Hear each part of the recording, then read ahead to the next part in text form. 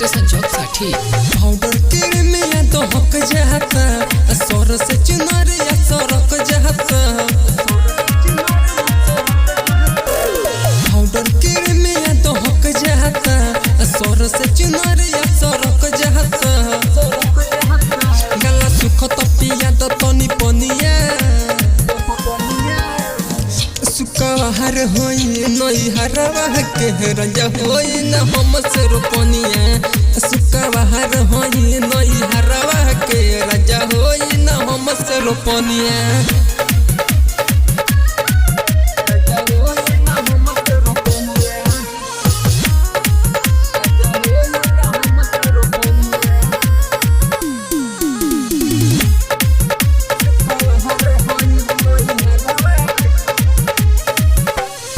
चुभुर चुभुर गढ़ता टूरा जरता हमर हो बदनिया हो।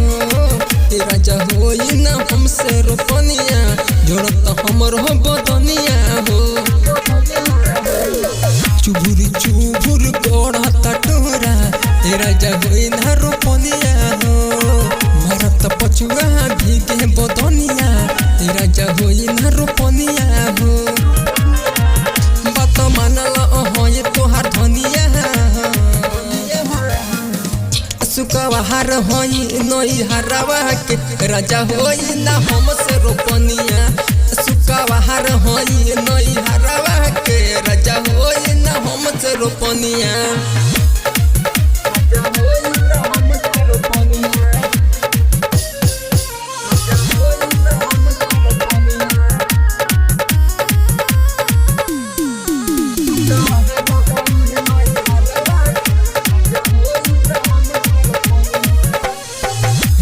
रोशन दीपुआ पीरिथवी मानल तू कहनावा हो।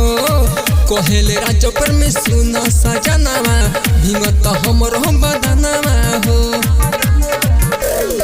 राइटर रोशन दीपुआ पीरिथवी कहेल तू कहनावा हो। कहेले राज पर में सुना सजनावा भींगत हमर बदनावा हो।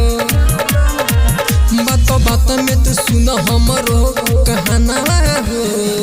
सुकाहार होई नई हरवा के राजा होई न हम से रोपनिया। सुकाहार होई नई हरवा के राजा होई न हम से रोपनिया। भोजपुरिया डिजिटल रिकॉर्डिंग स्टूडियो स्टेशन चौक साठी।